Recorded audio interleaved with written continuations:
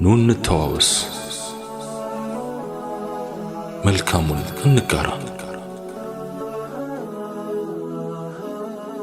ዲናችንን እንወቅ። አለብን አደራ።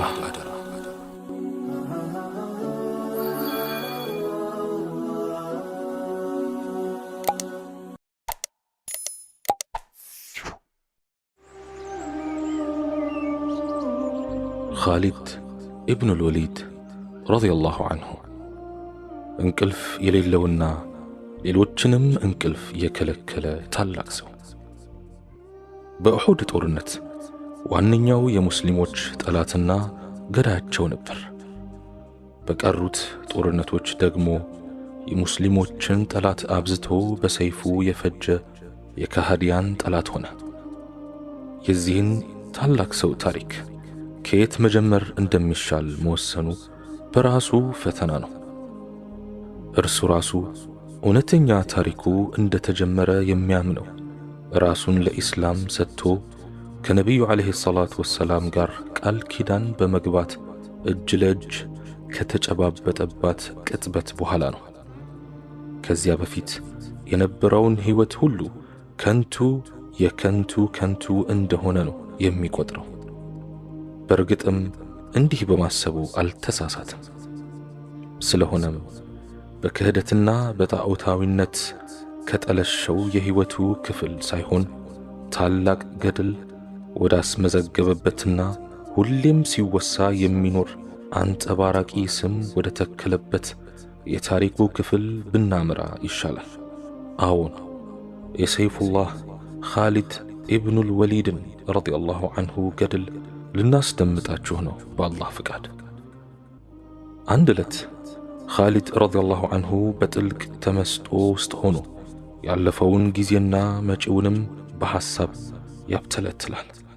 ይህ አዲስ የመጣ ሃይማኖት እርሱና ብዙሃኑ የቁረይሽ ጣዖታውያን ከሚገምቱት እጅግ በፈጠነ ሁኔታ ይዞታውንና አድማሱን እያሰፋ ነው።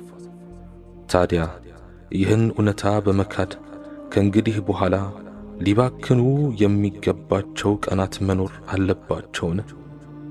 አዎን፣ ኢስላም መለኮታዊ ቡራኬ ያልተለየውና ሁሉን ሰሚና ተመልካች የሆነው አንድ ፈጣሪ የመረጠው መንገድ ነው። እናም ኻሊድ ለራሱ እንዲህ አለ፣ በአላህ ይሁንብኝ፣ ሐቁ በግልጽ እየታየ ነው። ይህ ሰው የእውነት ነቢይና መልእክተኛ ነው። እስከ መቼ ሳስተባብለው እኖራለሁ? በአላህ ይሁንብኝ፣ በፍጥነት ወደ እርሱ ሄጄ ሃይማኖቱን መከተል አለብኝ። ኻሊድ ረዲየላሁ ዐንሁ ይህን ቁርጠኛ አቋም ከወሰደ በኋላ እንደርሱ አይነት ዝንባሌና ስሜት እንዳደረባቸው ወደ ጠረጠራቸው ሰዎች በመሄድ በጉዞው እንዲቀላቀሉት ለማድረግ ወሰነ። ሁኔታውን በራሱ አንደበት ሲተርከው ብንከታተል የተሻለ ነው። እንዲህ ይላል። መጀመሪያ ያመራሁት ወደ ዑስማን ኢብኑ ጦልሓ ነው። ሐሳቤን ሳዋየው አብሮኝ እንደሚጓዝ ገለጠልኝ። ሁለታችን በሌሊት ተነስተን ስንጓዝ ሊነጋ አቅራቢያ በአንድ ገላጣ ስፍራ ስንደርስ ዐምር ኢብኑል ዓስን አገኘ ነው። ሰላምታ ከተለዋወጥን በኋላ ወዴት እየተጓዝን እንደሆነ ጠየቀን። ወደ መዲና እያቀናን እንደሆነ ስንገልጽለት እርሱም እንዲሁ ኢስላምን ለመቀበል ወደዚያው እንደሚጓዝ ነገረን። ሦስታችንም በሶፈር ወር የመጀመሪያው ቀን 8ኛው ዓመተ ሂጅራ መዲና ደረስን። ነቢዩን ዓለይሂ ሰላቱ ወሰላም ዘንድ እንደቀረብኩ የአላህ ሰላም በነቢዩ ላይ ይሁን አልኳቸው። እርሳቸውም በብሩህ ፈገግታ ለሰላምታዬ ምላሽ ሰጡኝ። ወዲያው የምስክርነት ቃሌን ሰጥቼ ሰለምኩ። ነቢዩም ዓለይሂ ሰላቱ ወሰላም ብሩህ አእምሮ እንዳለህ ስለማውቅ አንድ ቀን ወደ እውነታው እንደሚመራህ አስብ ነበር አሉኝ። ቃል ኪዳን ከተጋባኋቸው በኋላ ከመንገዱ ሰዎችን ለማገድ የፈጸምኳቸውን ኃጢአቶች ይምረኝ ዘንድ አላህን ይለምኑኝ አልኳቸው። ነቢዩ ዓለይሂ ሰላቱ ወሰላም በዚህ ጊዜ ኢስላም ሁሉንም ቀደምት ኃጢአቶች ያስምራል አሉን። ቢሆንም አላህን ይለምኑልኝ በማለት ተማጸንኩ። በመጨረሻም አላህ ሆይ ኻሊድ ከኢስላም በፊት የፈጸማቸውን ኃጢአቶቹን ሁሉ ማረው በማለት ዱዓ አደረጉልኝ። ይህ ከሆነ በኋላ ዐምር ኢብኑ አልዓስና ጦልሓ ነቢዩ ዓለይሂ ሰላቱ ወሰላም ዘንድ ቀርበው ቃል ኪዳን ተጋቧቸው። ይህ በዘመነ ጃሂልያም ሆነ ከሰለመ በኋላ በወታደራዊ አመራር ስኬት ጫፍ ላይ የደረሰ ሰው ለመሆኑ ምን አንኳር ገድሎችን አስመዝግቧል? ይህን ለማወቅ በታሪክ የኋልዮሽ ተጉዘን የሙዕታህን ዘመቻ ማስታወስ ሊኖርብን ነው። ሙስሊሞች ሮማውያን ጋር ከተፋጠጡባቸው ታሪካዊ ክስተቶች አንዱ ሆኖ ያለፈው ይህ ጦርነት ሙዕታህ በምትባል ዮርዳኖስ ውስጥ የምትገኝ አካባቢ የተፈጸመ ነው። ሙስሊሙን ሰራዊት በተለመደው አኳኋን አሸኛኘት ያደረጉለት ነቢይ ዓለይሂ ሰላቱ ወሰላም ለሰራዊቱ ዘይድ ኢብኑ ሐሪፍ ቢቆስል ወይም ቢገደል ጃዕፈር ኢብኑ አቢ ጣልብ እንዲተካው፣ ጃዕፈር ቢገደል ዓብዱላህ ኢብኑ ረዋሓ እንዲተካው በማለት ያልተለመደ መመሪያ ሰጡ። ከዚህ ንግግራቸው የሙዕታህ ጦርነት ታላቅና ብዙ ጉዳትን ያቀፈ መሆኑ ታወቀ። ቤዛንታይኖች በጊዜው 200,000 የሚሆን ሰራዊት ያሰለፉ ሲሆን ሙስሊሞች ግን ከ3,000 የማይበልጥ ተዋጊን ነበር ይዘው የዘመቱት። ኻሊድ ረዲየላሁ ዐንሁ በነቢዩ ዓለይሂ ሰላቱ ወሰላም ትዕዛዝ መሠረት እንደ ተራ ተዋጊ ነበር በሦስቱ ጀነራሎች ስር የዘመተው። የመጀመሪያው አዛዥ ዘይድ ኢብኑ ሐሪፍ ረዲየላሁ ዐንሁ ሲሆን ሁለተኛው ጃዕፈር ኢብኑ አቢ ጣልብ ረዲየላሁ ዐንሁ፣ ሦስተኛው ደግሞ ዓብዱላህ ኢብኑ ረዋሓ ረዲየላሁ ዐንሁ ነበር። እነዚህ ጀግኖች በቅደም ተከተላቸው መሠረት በሙዕታህ ጦርነት ሰማዕት ሆነዋል። የመጨረሻው አዛዥ ዓብዱላህ ኢብኑ ረዋሓ ረዲየላሁ ዐንሁ ተሰውቶ እንደወደቀ ሳቢት ኢብኑ አቅረም ረዲየላሁ ዐንሁ አርማውን በቀኝ እጁ አንስቶ በሙስሊሞች መካከል ከፍ አደረገው። ከዚያም ወደ ኻሊድ ኢብኑል ወሊድ ረዲየላሁ ዐንሁ በመሄድ አቡ ሱለይማን ሆይ ይህን አርማ ያዘው አለው። ኻሊድ ረዲየላሁ ዐንሁ ገና በቅርቡ የሰለመ እንደመሆኑ አርማ ለመያዝ ራሱን ብቁ አድርጎ አልቆጠረም። በርካታ ሙሃጂርና አንሷር ሙስሊሞች እያሉ እንዴት አርማ ለመያዝ ይቻለኛል ሲል አስቦም ይሆናል። ጠባይ መልካም፣ ቁጥብና አመስጋኝነት የኻሊድ ተፈጥሯዊ ባህሪያት ናቸው። ከዚያም ሳቢትን ረዲየላሁ ዐንሁ ይህን አርማ ለመያዝ ተገቢ ሰው አይደለሁም፣ አንተ ብትይዘው የተሻለ ነው። አንደኛ ከቀደምት ሙስሊሞች አንዱ ነህ፣ በሁለተኛ ደረጃ በበድር ውጊያ ተሳትፈሃል አለው። ሳቢት ረዲየላሁ ዐንሁ እንዲህ አለ፣ እባክህ ተቀበለኝ፣ አንተ ከኔ የበለጠ የውጊያ ጥበብ ታውቃለህ። በአላህ እምላለሁ አርማውን እኔ ራሴ ሊይዘው ሳይሆን ለአንተ ለመስጠት ነው ያነሳሁት። ይህን ካለ በኋላ ጮክ ብሎ ኻሊድ አመራር እንዲሰጠን አትሹምን በማለት ተዋጊዎችን ጠየቀ። እንዴታ የሚል መልስ አገኘ። በዚያ ቅጽበት ታላቁ የጦር ሰው ፈረሱ ላይ ወጣና ወደፊት ቀረብ በማለት አርማውን በቀኝ እጁ ይዞ አውለበለበ። እነሆ አስደናቂ ገድሎችን የሚያስመዘግብባቸው ጊዜያትም ወደ እርሱ ቀረቡ። ሞት ደጁን እስኪያንኳኳ ድረስም ለኢስላም ሕይወቱን ሰጥቶ ሲያዋጋና ሲዋጋ ኖረ። ምንም እንኳን በሙዕታህ ዘመቻ ሰራዊቱን የመምራት ዕድል ለኻሊድ ረዲየላሁ ዐንሁ ቢሰጠውም ይህን ውጊያ ወደ ድል ለመቀየር ፈጽሞ የሚታሰብ አልነበረም። እዚህ ላይ ከአንድ በሳል አዛዥ የሚጠበቀው አነስተኛ በሆነ ኪሳራ ሰራዊቱን በክብር ከውጊያው ይዞ መውጣት ነው። እርግጥ ነው በኻሊድ ረዲየላሁ ዐንሁ ልብ ውስጥ ፍርሃት የሚባል ነገር ፈጽሞ ቦታ አልነበረውም። ኻሊድ ረዲየላሁ ዐንሁ ከፊት ለፊቱ የተንጣለለውን የውጊያ አውድ የንስር በሚመስሉ አይኖቹ ቃኘው። ይህን ሲያደርግ አእምሮው በፍጥነት እየሰራ ነበር። የጠላት ሰራዊት ስፍር ቁጥር አልነበረውም። የዕለቱ ውጊያ ጋብ ሲል ኻሊድ በቀጣዩ ቀን ሰራዊቱን በተለያዩ ብርጌዶች በመከፋፈል እንደገና አደራጀው። የፊቱን ከኋላ የግራውን ከቀኝ በማድረግ ቅርጽንና ገጽታውን ለዋወጠው። ይህን ያስተዋለው የቤዛንታይኖች ሰራዊት ሙስሊሞችን የሚያግዝ በርከት ያለ ተዋጊ እንደደረሰላቸው አመነ። ኻሊድ ረዲየላሁ ዐንሁ በበኩሉ ሰራዊቱ ቀስ እያለ ወደ ኋላ እንዲያፈገፍግ በማድረግ በሁለቱ ሰራዊት መካከል ያለውን ክፍተት አሰፋው። የቤዛንታይን ኃይሎች ይህን ታክቲክ ሙስሊሞች ሆን ብለው እንዳደረጉትና እነርሱን ወደ ኋላ በመሳብ የማይወጡበት አረንቋ ውስጥ ሊጨምሯቸውና ሊፈጇቸው እንደሆነ በመገመት ሊከተሏቸው አልደፈሩም። ያኔ ኻሊድ ረዲየላሁ ዐንሁ ሰራዊቱን በክብር እየመራ ወደ መዲና ተመለሰ። ይህ ከሆነ በኋላ ብዙም ሳይቆይ ነበር የአላህ ነቢይ ዓለይሂ ሰላቱ ወሰላም መካን የማቅናት ዘመቻ የወጠኑት።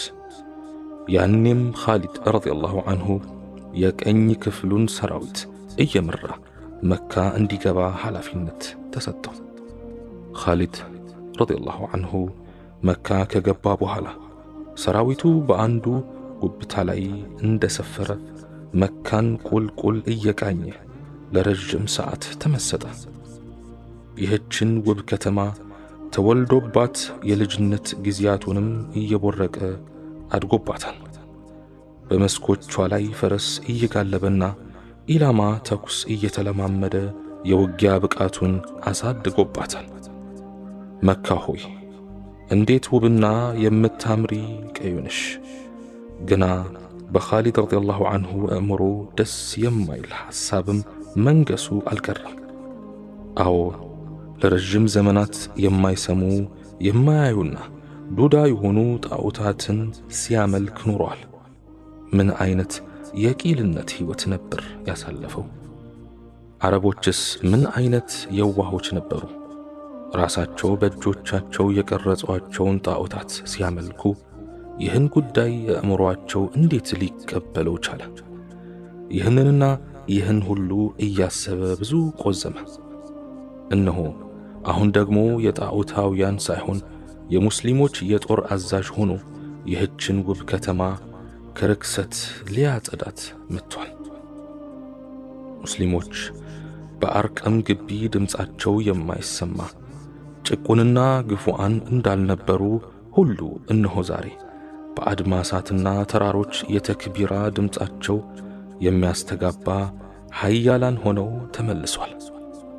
ከዓመታት በፊት ይህ ሁሉ ተአምር ይከሰታል ብሎ የሚናገር ሰው ቢኖር ምናልባት እንደ ቂል በተቆጠረ ነበር። ሆኖም ግን የማይሆን የሚመስለው ሁሉ ሆነ። ኃያሉ አላህ ሱብሓነሁ ወተዓላ እንዲህ አለ፣ ወዐደ አላህ ላ ዩኽሊፉ አላሁ ወዐደህ ወላኪነ አክሰረ ናሲ ላ ያዕለሙን። አላህ እርዳታን ቀጠረ። አላህ ቀጠሮውን አያፈርስም፣ ግን አብዛኞቹ ሰዎች አያውቁም። ሱረቱ ሩም አንቀጽ 6 በማለት በቁርአኑ ከገለጸው አባባል ጋር ሁኔታው ሙሉ ለሙሉ ይስማማል። ነቢዩ ዓለይሂ ሰላቱ ወሰላም በሕይወት በነበሩባቸው ጊዜያት ሁሉ ኻሊድ ረዲየላሁ ዐንሁ ካጠገባቸው ሳይርቅ ቆይቷል። ጣዖታትን እያፈራረሰ ባዘዙት የዘመቻ ውሎ ሁሉ እየዋለ ኢስላምን አገልግሏል። በአቡበክር ረዲየላሁ ዐንሁ የኸሊፋነት ዘመናት መጀመሪያ ላይ መናፍቃንና የቤደዊን ወይም አዕራብ ተቀልባሾች እዚህም እዚያም ብቅ ብቅ አሉ። ሐሰተኛ ነቢያትም እንዲሁ በርካታ ቁጥር ያለው ሕዝብ በማሳሳት ታላቅ ተግዳሮት ፈጠሩ። በዚህ ጊዜ ኸሊፋው አቡበክር ረዲየላሁ ዐንሁ ከጎናቸው የነበረውን አቡ ሱለይማን ከአላህ ሰይፎች አንዱ በመባል የሚታወቀውን ኻሊድን ረዲየላሁ ዐንሁ አዘመቱባቸው።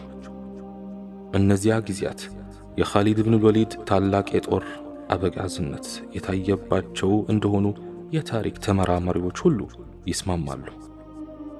መናፍቃኑንም ሆነ ተቀልባሾችንና ሐሰተኛ ነቢያትን አንድ በአንድ አይቀጡ ቅጣት ለመቅጣት ኻሊድ ረዲየላሁ ዐንሁ ተሰማራ።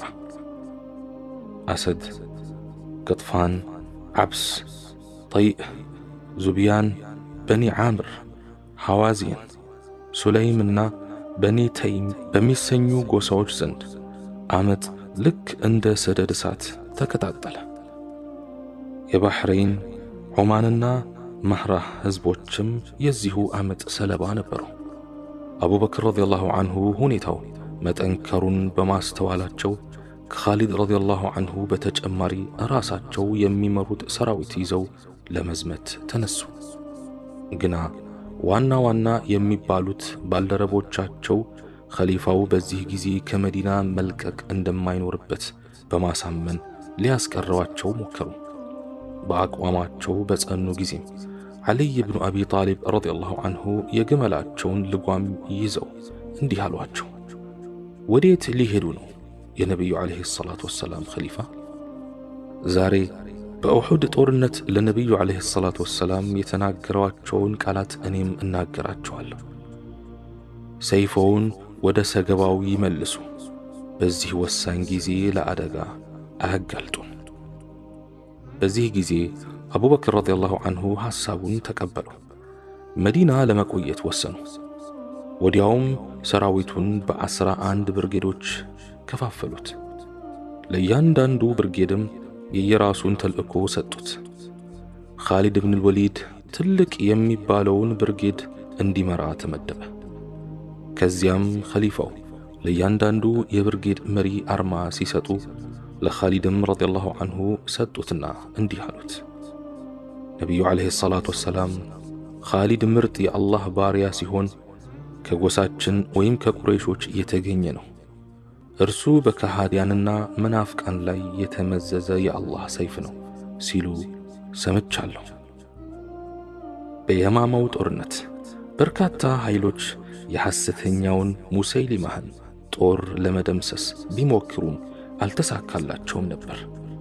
በመጨረሻ ላይ አቡበክር ረዲየላሁ ዐንሁ ኻሊድን ረዲየላሁ ዐንሁ ወደ በኑ ሐኒፍ ወይም የሙሰይሊማህ ጎሳ እንዲሄድ በማድረግ ሙሰይሊማህ እንዲገደልና ሰራዊቱም እንዲደመሰስ አደረጉ። ሙሰይሊማህ ኻሊድ ረዲየላሁ ዐንሁ ሊወጋው ወደ እርሱ እየመጣ እንደሆነ ሲገነዘብ ተዋጊዎቹን ወደ አውዳሚ ማሽንነት እንዲቀየሩ በማድረግ አደራጅቶ ጠበቀው። ሁለቱ ሰራዊት ከተገናኘ በኋላ ክፉኛ ነበር የተላለቀው። የኻሊድ ረዲየላሁ ዐንሁ ሰራዊት የማማ እንደደረሰ አካባቢውን ወለል አድርጎ ከሚያሳይ ጉብታ ላይ አርፎ ሳለ ሙሰይሊማህ በበኩሉ ታላቅ በሆነ የሰራዊት አጀብ እያለፈ ነበር።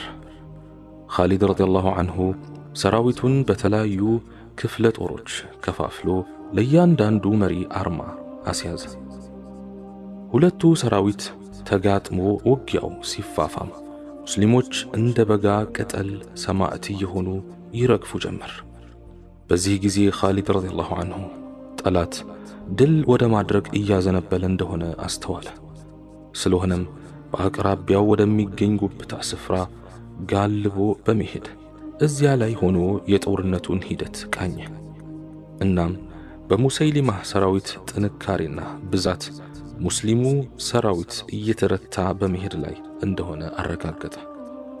ሁኔታው ይህን በመሰለበት ሰዓት ኻሊድ ረዲየላሁ ዐንሁ ሰራዊቱ ወደ እርሱ እንዲመጣ በማድረግ ጦሩን እንደገና አደራጀው። በየወገናችሁ ተሰባሰቡና ሰልፍ ስሩ፣ ከዚያ በኋላ የትኛው ወገን የተሻለ የውጊያ ብቃት እንዳለው አሁን ማየት እንችላለን በማለት ትዕዛዝ ሰጡ። በዚህ መሰረት ሙሃጅሮች የራሳቸውን አርማ ይዘው ተሰለፉ። አንሷሮችም እንዲሁ ሲያደርጉ ድክመቱ ከየት በኩል እንደሆነ የሚገለጥበት አጋጣሚ ተፈጠረ። ይህኔ ነበር ሙስሊሞች እጅግ በሚያስደንቅ ጀግንነትና ብቃት መዋጋት የጀመሩት። ኻሊድ ረዲየላሁ ዐንሁ ወደዚህም ወደዚያም በመጋለብ አላሁ አክበር እያለ አንድም የሙሰይሊማህ ተዋጊ ማምለጥ በማያስችለው አኳኋን ከበባ አድርጎ አስቀጠቀጠው። በጥቂት ሰዓታት ውስጥም የውጊያው ሁኔታ ተቀይሮ ሙስሊሞቹ የበላይነት ያዙ። የሙሰይሊማህ ሰራዊት በመቶዎችና ሺዎች ልክ የተባይ ማጥፊያ እንዳገኘው ዝንብ ይረግፉ ያዘ። ይህ ነው እንግዲህ የኻሊድ ረዲየላሁ ዐንሁ ታላቅ የጦር ሰውነት መገለጫ ገጽታ። በመጨረሻም ሙሰይሊማህ ራሱ ተገደለና የትዕይንቱ መጋረጃ በዚያው ለመጨረሻ ጊዜ ተዘጋ። ኸሊፋው አቡበክር ረዲየላሁ ዐንሁ የድሉን ብስራት እንደሰሙ ሱጁድ ወርደው አላህን አመሰገኑ። ይህ ከሆነ በኋላ ብዙም ሳይቆይ ኢስላምንና ሙስሊሞችን የሚጻረሩ ሰይጣናዊ ኃይሎች ከፍተኛ አደጋ መደቀናቸውን አቡበክር ረዲየላሁ ዐንሁ አረጋገጡ። በኢራቅ ፋሪሳውያን፣ በሶሪያ ደግሞ ሮማውያን ተንሰራፍተው በማን አለብኝነት ታላቅ ጥፋት እንደደገሱ ግልጽ ነበር። በእነዚህ ኃያላን ስር በአብዛኛው የሚማቀቁት አረቦች በመሆናቸው የኢስላምን አርማ ይዘው የሚገኙ ወገኖቻቸውን እንዲወጉ ማነሳሳት ጀመሩ። በዚህ ጊዜ ኸሊፋው አቡበክር ረዲየላሁ ዐንሁ ወሳኝ የሆነ አቋም በመውሰድ ዋናው የጦር አዛዣቸው ኻሊድ ረዲየላሁ ዐንሁ ወደ ኢራቅ እንዲዘምት አዘዙ። ኻሊድ ረዲየላሁ ዐንሁ ኢራቅ እንደገባ የወሰደው የመጀመሪያ እርምጃ በፋርስ ንጉሳዊ አገዛዝ ስር ለሚገኙ ሀገረ ገዢዎችና ሹማምንት ደብዳቤ መላክ ነበር። ደብዳቤዎቹ እንዲህ በሚል ቃላት ነው የሚጀምሩት። በአላህ ስም እጅግ በጣም ሩህሩህ በጣም አዛኝ በሆነው ቀናውን መንገድ በሚከተል ሁሉ ላይ ሰላም ይስፈን። ከዚያም በመቀጠል የሚከተለውን መልእክት በደብዳቤው ላይ ይጨምራል። ምስጋናና ውዳሴ ለዚያ የእናንተን ኃይል ለበታተነውና ተንኮላችሁን ላከሸፈው አላህ ይገባው። ከእንግዲህ የእኛን እምነት ተቀብሎ ወደ ቂብላችን ዞሮ የሚሰግድና ያረድነውን የሚመገብ ሙስሊም እንደሆነ እንቆጥረዋለን። ለእኛ ያሉን መብቶች ሁሉ ለእርሱም ይኖሩታል። በሌላ በኩል ኢስላምን ለመቀበል አሻፈረኝ ያለ ይህ ደብዳቤ እንደደረሰው ጂዝያ እንዲልክ ይሁን። ጂዝያ ማለት በሙስሊሞች ግዛት ስር የሚኖሩ የመጽሐፉ ሰዎች ወይም አይሁድ፣ ክርስቲያንና ሳባውያን ወዘተ ለሚደረግላቸው የጥበቃ ዋስትና የሚከፍሉት ግብር ነው። ይህን የፈጸመ የእኛን ቃል ኪዳንና ክብር እንደሚያገኝ መተማመኛ ሰጠዋለሁ። ከነዚህ ሁለት ምርጫዎች ውጪ የምትሆኑ ግን በአላህ እምላለሁ እናንተ መኖርን እንደምትፈልጉት ሁሉ መሞት የሚፈልጉ ተዋጊዎችን እልክባችኋለሁ። ኻሊድ ረዲየላሁ ዐንሁ ወደ ተለያዩ ግዛቶች የላካቸው ሰላዮች በኢራቅ የፋርሳውያኑ አዛዥ እጅግ ግዙፍ የሆነ ሰራዊት እንዳከማቸ ነገሩት። ኻሊድ ረዲየላሁ ዐንሁ ምንም ጊዜ ሳያጠፉ ወታደሮቹን አስከትሎ ዘመተበት። ድል ሁልጊዜም ከእርሱ ጋር ነበረች። ከአብላህ እስከ ሰዲር፣ ነጀፍ እስከ ሒራ፣ አምባር፣ ከዚያም ካዝሚያህ አንድ በአንድ ነፃ አደረጋቸው። እርሱ በዘመተባቸው አካባቢዎች ሁሉ እንደ ቀዝቃዛ ነፋስ ብስራት ይናኝባቸው ነበር። የተጨቆኑና ደካሞች በአዲሱ ሃይማኖት ስር ለመታቀፍ ይፈጥኑ ነበር። በእርግጥም ለዘመናት ተንሰራፍቶ የነበረው የፋርሳውያን የግፍ አገዛዝ አንገሽግሿቸው ስለነበር እንዲያ መሆኑ አያስደንቅም። ኻሊድ ረዲየላሁ ዐንሁ ወደ ተለያዩ አካባቢዎች ተዋጊዎቹን ሲልክ እንዲህ የሚል መመሪያ ይሰጣቸው ነበር። ገበሬዎችን እንዳትነኩ፣ ከእነርሱ መካከል በእናንተ ላይ ጥቃት ያደረሰ ሲቀር በሰላም እንዲሰሩ ተዋቸው፣ ያጠቃችሁን ግን በሉት። ይህን በመሰለ ሁኔታ ሰራዊቱን እየመራ ልክ ስለት ያለው ቢላ በመቅለጥ ላይ ያለን ቅቤ እንደሚቆራርጠው ሁሉ ጠላቶቹን ሁሉ ቆራረጣቸው። በየስፍራው የአዛን ድምፅ ይሰማ ጀመር። ወዮላቸው ሶሪያ ላይ ለሚገኙት ሮማውያን!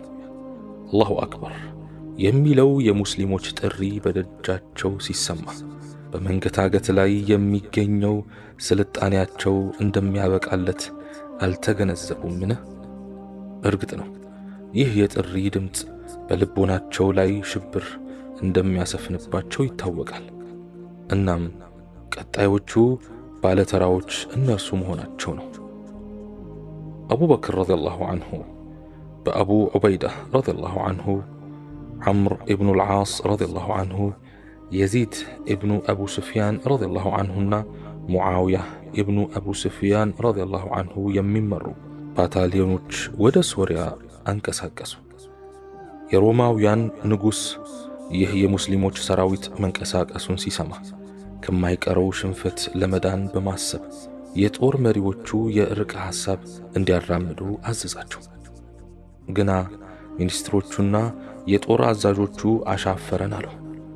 በጌታችን ይሁንብን፣ የአቡበክር ሰራዊት ፈረሶች የእኛን ክልል ረግጠው ቅንጣት ሳር ከመንጨታቸው በፊት ነው ባሉበት ዶግ አመድ የምናደርጋቸው ሲሉም ዛቱ።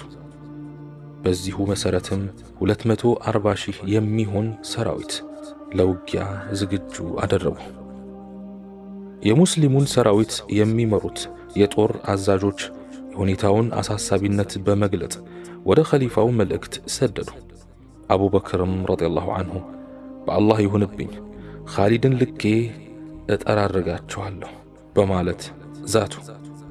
ስለሆነም የንቅዘት፣ ክህደት፣ እኩይነትና አምባገነናዊ አገዛዝ መድኃኒት ወይም ምስ የሆነው ኻሊድ ረዲየላሁ ዐንሁ ወደ ሶሪያ እንዲዘምት ትዕዛዝ ተላለፈለት። ሙሰና ኢብኑ ሐሪስ ረዲየላሁ ዐንሁ የኢራቅን ጦር እንዲመራ ወክሎ ኻሊድ ረዲየላሁ ዐንሁ ከወታደሮቹ ጋር ወደ ሶሪያ አቀና። እዚያ እንደደረሰም ታላቅ የሆነ የአዋጊነት ችሎታውን ተጠቅሞ ሰራዊቱን በማደራጀት አዲስና የተጠናከረ ኃይል ሆኖ እንዲወጣ አስቻለው። ጦርነቱ ከመጀመሩ በፊትም ሰራዊቱን ሰብስቦ አላህን ካመሰገነ በኋላ እንዲህ አለ። ይህ የአላህ ቀን ነው። በዚህ ዕለት ለኩራትና ኢፍትሃዊነት ቦታ መስጠት የለብንም። ይህን ጂሃዳችሁንና መልካም ሥራዎቻችሁን ሁሉ ለአላህ ብቻ አድርጉ። በአዛዥነቱ ስፍራ ላይ ተተካኩ። እያንዳንዳችን በየዕለቱ እየተተካካን የአዛዥነቱን ኃላፊነት እንውሰድ።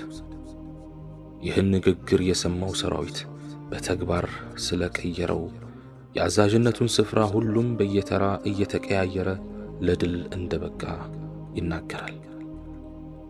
እስከ አፍጢሙ የታጠቀው የሮማ ሰራዊት ምንም ያህል ቁጥሩ ቢበዛ ውስጡ በፍርሃት የተሞላ ነበር። በሌላ በኩል የሮማውያን የጦር አዛዦች ጊዜ ከሙስሊሞች ጎን እንደቆመ ተገንዝበውት ስለነበር በተቻላቸው መጠን ታላቅ ሰራዊት አዝምተው በመረባረብ ሙስሊሞችን ለአንዴና ለመጨረሻ ጊዜ ለመደምሰስ ቆርጠው ተነሱ።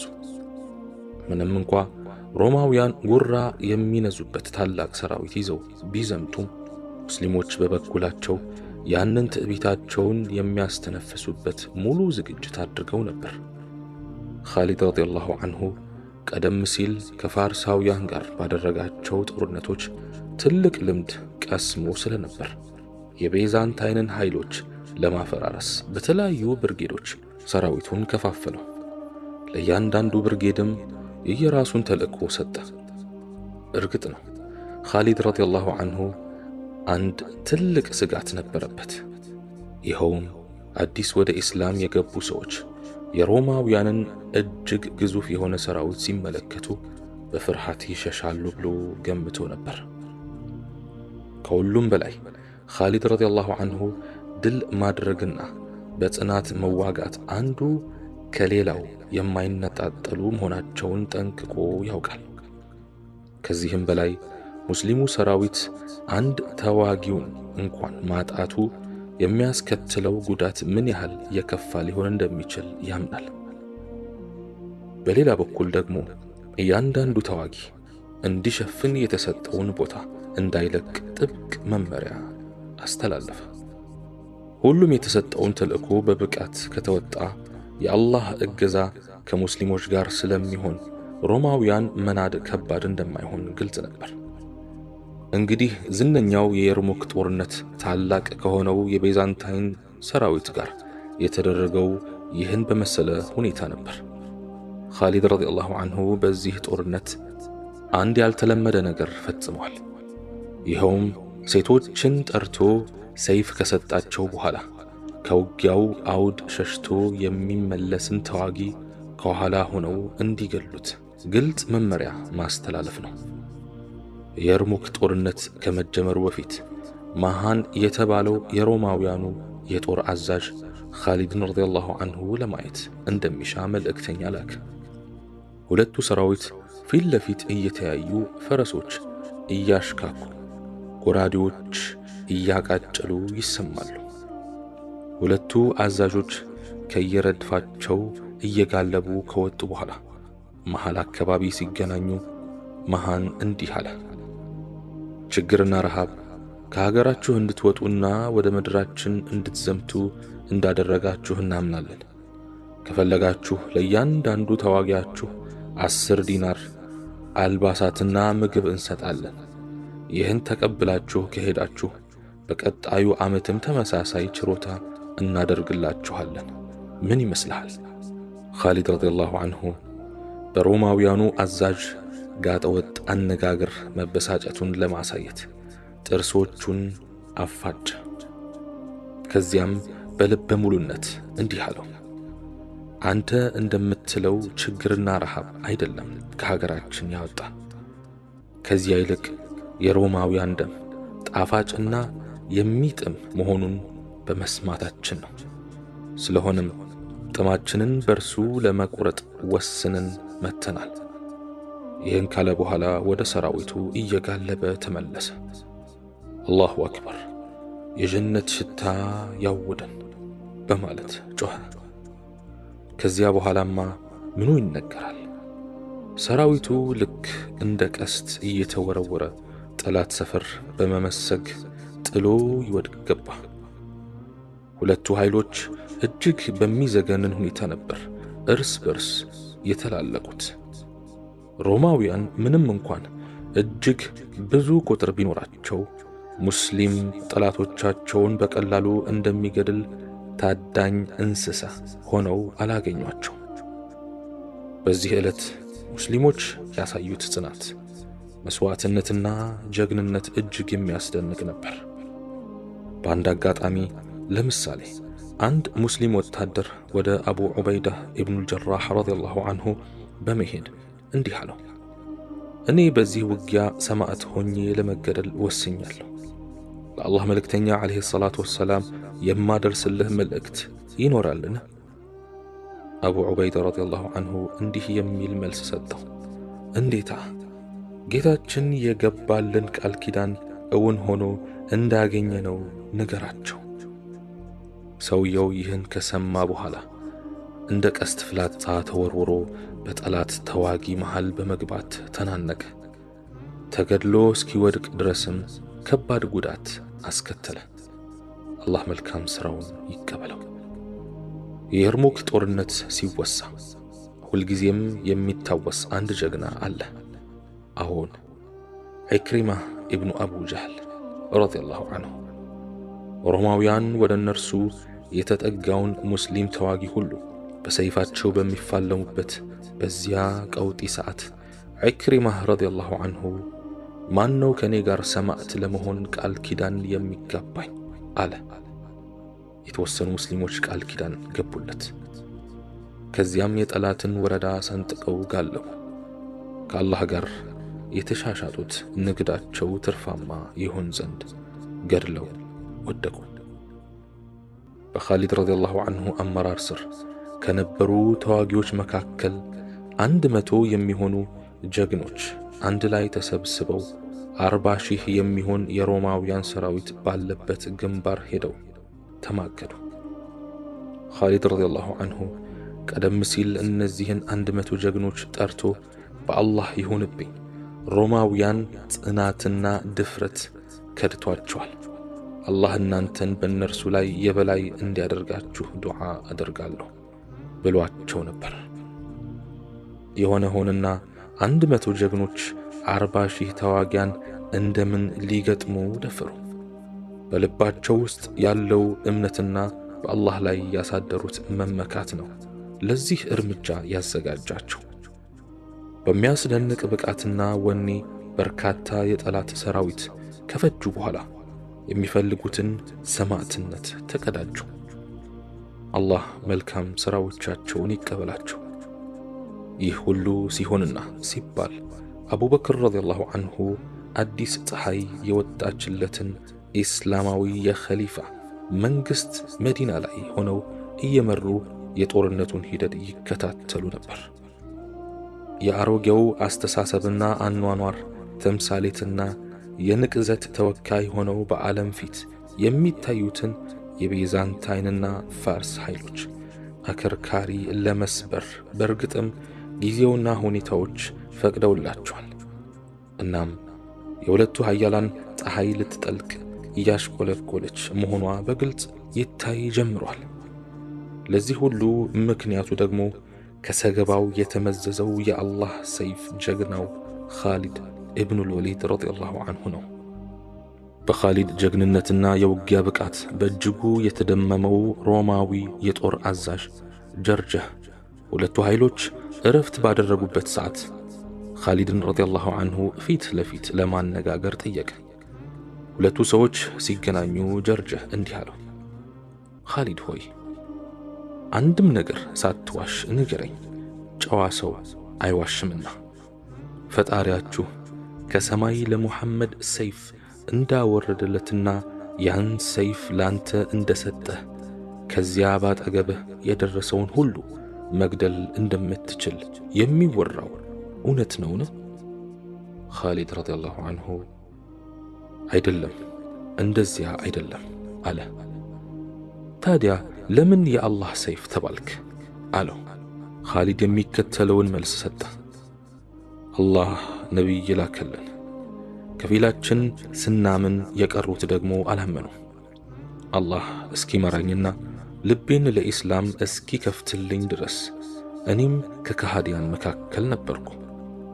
ከዚያ ሰልሜ ከነቢዩ ዓለይሂ ሰላቱ ወሰላም ጋር ቃል ኪዳን ተጋባሁ። ነቢዩ ዓለይሂ ሰላቱ ወሰላም ዱዓ ካደረጉልኝ በኋላ አንተ የአላህ ሰይፍ ነህ አሉኝ። ሮማዊው ጠየቀ፣ ለመሆኑ ሰዎችን ወደ ምን ነው የምትጠሩት? እኛ ሰዎችን ወደ አሃዳዊነት ነው የምንጠራው አለ ኻሊድ ረዲየላሁ ዐንሁ። ኢስላምን አንድ ሰው ቢቀበል ምንዳው ከናንተ ጋር ይስተካከላልን? አለ ጀርጀህ። እንዴታ፣ እንዲያውም የበለጠ ሊሆን ይችላል ኻሊድ ረዲየላሁ ዐንሁ መልስ ሰጠ። ጀርጀህ እንዲህ አለ፣ እንዴት እንደዚያ ሊሆን ይችላል? እናንተ ከእርሱ ቀድማችሁ ሰልማችሁ ደረጃችሁ ያነሰ ይሆናልን? ኻሊድ እንዲህ አለ፣ እኛ ከነቢዩ ዓለይሂ ሰላቱ ወሰላም ጋር ነበረን፣ በዐይናችን አይተናቸዋል። የነቢይነት ምልክታቸውንና የፈጸሟቸውን ተአምራት አስተውለናል። ስለሆነም ይህ አያስደንቅም። ነገር ግን እንደ አንተ አይነቱ እርሳቸውን ያላየና ድምፃቸውን ያልሰማ መልእክቱን ተገንዝቦና በማይታየው ነገር አምኖ ከሰለመ ደረጃው ከኛ የበለጠ እንደሚሆን የታወቀ ነው አለ። ሮማዊው ኮማንደር ጀርጀህ አንድ ጊዜ አንባረቀና ፈረሱን ኮርኩሮ ኻሊድ ረዲየላሁ ዐንሁ ፊት ለፊት ተጠግቶ ኻሊድ ሆይ እባክህ ኢስላምን አስተምረኝ አለው። ኻሊድ ረዲየላሁ ዐንሁ ኢስላምን አስተማረው። ከሰለመ በኋላ 2 ረክዓ ሶላት ሰገደ። ከዚያም ከሙስሊሞች ጋር እያለ ጦርነቱ ዳግም ተቀሰቀሰ። ጀርጀህም ሰይፉን አንስቶ ለውጊያ ተዘጋጀ። አሁን ግን ከከሃዲያን ጎን ሳይሆን ከሙስሊሞች ጋር ተሰልፎ ከሃዲያኑን ነው የተፋለመው። መስዋዕት እስኪሆን ድረስም በጽናት ተዋጋቸው። አላህ ይዘንለት። አሁን ደግሞ ጀግናው የጦር ኃይሎች ኢታማዦር ሹም ኻሊድ ብን አልወሊድ ረዲየላሁ ዐንሁ እውነትም የታላቅ ስብዕና ባለቤት መሆኑን ያስመሰከረበት አጋጣሚ እነሆ እውን ሆነ። በአቡበክር ስዲቅ ረዲየላሁ ዐንሁ ምትክ የኸሊፋነቱን መንበር የያዙት ዑመር ኢብኑል ኸጣብ ረዲየላሁ ዐንሁ ስራቸውን እንደጀመሩ መጀመሪያ የወሰዱት እርምጃ ኻሊድን ረዲየላሁ ዐንሁ ከጦር አዛዥነቱ ማንሳት ነበር። ከስልጣኑ መነሳቱን የሚገልጸውን ደብዳቤ የያዘው መልእክተኛ ሶሪያ ሲደርስ ኻሊድ ረዲየላሁ ዐንሁ ከሮማውያን ጋር በየርሙክ ጦርነት እየተዋጋ ሲሆን ድል ወደ ማድረጉ ተቃርቦም ነበር። ከዚያም በእርሱ ፋንታ አቡ ዑበይዳህ ኢብኑል ጀራህ ረዲየላሁ ዐንሁ በአዛዥነት መሾሙን የሚገልጸውን ደብዳቤ ተቀብሎ አነበበው። አቡበክርን ረዲየላሁ ዐንሁ አላህ እንዲያዝንላቸው ዱዓ አደረገ። እንዲሁም ዑመርን ረዲየላሁ ዐንሁ ቀጥተኛውን መንገድ እንዲመራቸው ጸለየ። ከዚያም መልእክቱን ይዞ የመጣውን ሰው ለማንም ሰው ምንም ነገር እንዳይናገር ከሰዎች ጋርም እንዳይቀላቀል አስጠነቀቀው። ይህን ካደረገ በኋላም የአቡበክርን ረዲየላሁ ዐንሁ ማረፍና ዑመር ረዲየላሁ ዐንሁ የሰጡትን ትዕዛዝ ለሰዎች ከመግለጽ ተቆጠበ። ይህንንም ሰራዊቱ ሮማውያንን ድል እስኪያደርግ ድረስ አቆይቶ ወደ አቡ ዑበይዳህ ረዲየላሁ ዐንሁ ሄዶ ሰላምታ አቀረበለት። የመልእክቱን ፍሬ ነገር ሲነግረው አቡ ዑበይዳህ ረዲየላሁ ዐንሁ በድርጊቱ ተደስቶ በሁለቱ አይኖቹ መካከል ከሳመው በኋላ ታላቅ ሰው በመሆኑ አመሰገነው። እርግጥ ነው ኻሊድ ረዲየላሁ ዐንሁና ዑመር ረዲየላሁ ዐንሁ በጣም የሚዋደዱ ጓደኛሞች ናቸው ለማለት እንችል ይሆናል። ዑመር ረዲየላሁ ዐንሁ እጅግ ፍትሃዊ፣ ታማኝ፣ በአላህ ላይ ያላቸው መመካት ጫፍ የደረሰ የታላቅ አማኝ ሰው ሞዴል ናቸው። ትዕዛዛቸውና ውሳኔያቸውን የሚነቅፍ ሰው አልነበረም። ሁሉንም ድርጊቶቻቸውን የሚወስኑት በታላቅ ጥንቃቄና በምክንያታዊነት ነበርና ዑመር ረዲየላሁ ዐንሁ የኻሊድን ረዲየላሁ ዐንሁ ጀግንነት አንድም ቀን አስተባብለው አያውቁም። ግና ሰይፉ ከሚገባው በላይ ሥራ በዝቶበት እንደነበር ስለተገነዘቡ እረፍት እንዲያደርግና በሌላ አዛዥ እንዲተካ ሽተው ነበር። ሐሳባቸውንም ተግባራዊ አደረጉት። አቡበክር ረዲየላሁ ዐንሁ ሳይሞቱ በፊትም ቢሆን ዑመር ረዲየላሁ ዐንሁ የኻሊድ ሰይፍ እጅግ ሥራ ስለበዛበት ከአዛዥነቱ እንዲነሳ አቡበክርን አሳስቧቸው ነበር። አቡበክር ረዲየላሁ ዐንሁ ግን አላህ በከሃዲያን ላይ ከሰገባው የመዘዘውን ሰይፍ ወደ ሰገባው እንዲገባ አላደርግም በማለት ሐሳባቸውን ሳይቀበሉት ቀሩ። ዑመር ረዲየላሁ ዐንሁ ኻሊድን ረዲየላሁ ዐንሁ ሳይሆን ሰይፉን ነበር ሥራ በዛበት ያሉት። እናም የምእመናን አዛዥ ዑመር ኢብኑል ኸጣብ ለአቡ ሱለይማን ኻሊድ ብን ወሊድ ሁሌም አድናቆት ነበራቸው።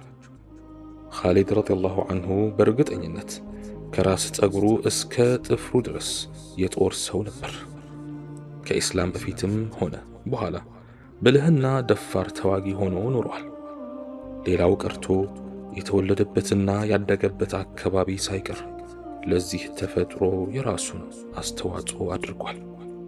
በአንድ ወቅት መካ ከተከፈተች በኋላ ነቢዩ ዓለይሂ ሰላቱ ወሰላም ኻሊድን ወደ ተለያዩ የዓረቦች ጎሳዎች ለዳዕዋ ተግባር ልከውት ነበር። በዚያ ጊዜ እኔ አሁን በተዋጊነት ሳይሆን ወደ አላህ መንገድ ሰዎችን እንደሚጠራ ሙስሊም ነው የምልክህ ብለውት ነበር። በሚያሳዝን ሁኔታ ኻሊድ ረዲየላሁ ዐንሁ ሰዎቹ ለመስለም ፈቃደኞች አለመሆናቸውን ሲያስተውል በሰይፉ እርምጃ ወሰደባቸው። ነቢዩ ዓለይሂ ሰላቱ ወሰላም ይህን ድርጊቱን እንደሰሙ ፊታቸውን ወደ ቂብላ አዙረው አላህ ሆይ ኻሊድ ከፈጸመው ድርጊት ነፃ ነኝ አለ። በአንዳንድ ዘገባዎች እንደተጠቀሰው ሰዎች ኢስላምን የማይቀበሉ ከሆነ እርምጃ እንዲወሰድባቸው ነቢዩ ዓለይሂ ሰላቱ ወሰላም ማዘዛቸውን ዓብዱላህ ኢብኑ ሑዳፋ አሳህሚ ረዲየላሁ ዐንሁ እንደነገረው በመግለጽ በጥፋቱ ተጠያቂ እንዳልሆነ ኻሊድ ረዲየላሁ ዐንሁ ተናግሯል። ኻሊድ ረዲየላሁ ዐንሁ ከሃዲያንን በመዋጋት ብቻ አልነበረም የተወሰነው። ከበርካታ ዘመናት ጀምሮ ያመልኳቸው የነበሩ ጣዖታትንም ለማፈራረስ ዘምቷል። ለምሳሌ ዑዛ የምትባለውን ጣዖት እንዲያፈርሳት በነቢዩ ዓለይሂ ሰላቱ ወሰላም ታዞ አፈራርሷታል። በዚያ ጊዜም ዑዛ ሆይ በአንቺ አላምንብሽም፣ ክብር የሚገባሽ አይደለሽምና አላህ እንዴት እንዳዋረደሽም እያየሁ ነው ማለቱ ተወስቷል። ዑመር ረዲየላሁ ዐንሁ በተደጋጋሚ ኻሊድን የመሰለ ሰው የምትወልድ እናት እጅግ አልፎ አልፎ እንጂ አትገኝም ይሉ ነበር። ኻሊድ ረዲየላሁ ዐንሁ በሞተ ጊዜም የአማኞች አዛዥ ዑመር ረዲየላሁ ዐንሁ አምረው አልቅሰዋል። ሰዎች የዚህን ሰበብ ሲናገሩም ዑመር ረዲየላሁ ዐንሁ ኻሊድን ወደ አዛዥነት ስልጣኑ ሊመልሱት እያሰቡ ሳያደርጉት በመቅረታቸው ተጸጽተው እንደሆነ ገልጸዋል። ኻሊድ ረዲየላሁ ዐንሁ በመሞቻ ፍራሹ ላይ ሆኖ ከዚያ ሁሉ የጦርነት እሳት ተርፎ በተፈጥሯዊ ሁኔታ መሞቱን መቀበል ተስኖት ነበር። ለአንድ ሐቀኛ ሙጃሂድ ትልቁ ተስፋውና ዓላማው በአላህ መንገድ መስዋዕት ቢሆንም ኻሊድን ረዲየላሁ ዐንሁ ግን ይህ ዕድል አልገጠመውም። ሊሞት አቅራቢያ ያሉት ንብረቶች ለሚፈልገው ሰው እንዲሰጡለት ተናዘዘ። ለመሆኑ ንብረቶቹ ምን ምን ናቸው? እንዲሰጥለት የተናዘዘለት ሰውስ? አሁን ፈረሱና የጦር መሳሪያዎቹ ብቻ ነበሩ ንብረቶቹ። ኑዛዜው የተላለፈላቸው ደግሞ የአማኞች አዛዥ ለሆኑት ዑመር ኢብኑል ኸጣብ ረዲየላሁ ዐንሁ ነበር። ዓጂብ ነው። ሌላው ኻሊድን ረዲየላሁ ዐንሁ ሁልጊዜ ሲያብከነክነው የኖረው ጉዳይ ከነቢዩ ዓለይሂ ሰላቱ ወሰላም በስጦታ ያገኘው ጸጉራቸው ሲሆን በራስ ቁሩ ውስጥ አስቀምጦ ጭንቅላቱ ላይ ይደፋው ነበር። ይህ ውድ ቅርስ በስነኛው የየርሙክ ጦርነት ከሮማውያን ጋር ሲፋለም ወድቆ ጠፋበት። ያንን የራስ ቁር አድርጌ ዘመቻ አልወጣም ድል የማደርግ ቢሆን እንጂ ሲልም ተደምጧል። ኻሊድን ረዲየላሁ ዐንሁ ብዙዎቹ ሲገልጹት ግልገሎቿን ተነጥቃ ከምትፋለም አንበሳ ጋር ያነጻጽሩታል። ቸርነቱን በተመለከተ ደግሞ ልክ በሸለቆዎች ላይ እንደሚወርድ የመህር ዝናብ ሁሉንም የሚያዳርስ ለጋስ እንደነበር ተወስቷል። የዓረቢያው ታላቅ ጀግና አቡ ሱለይማን ኻሊድ ኢብኑል ወሊድ ረዲየላሁ ዐንሁ በመጨረሻ በጓደኞቹና በወዳጆቹ ምዕመናን ታጅቦ ወደ አኺራ ተሸኝቷል። የአላህ እዝነት ሁልጊዜም በእርሱ ላይ ይሁን። እኛም በሰማነው የምንጠቀም ያድርገን። ሱብሓነከ አላሁመ ወቢሐምዲክ አሽሀዱ አን ላ ኢላሃ ኢላ አንተ አስተግፊሩከ ወአቱቡ ኢለይክ ወአኺሩ ደዕዋና አኒል ሐምዱሊላሂ ረቢል ዓለሚን ወሰላሙ ዓለይኩም ወረሕመቱላሂ ተዓላ ወበረካቱሁ።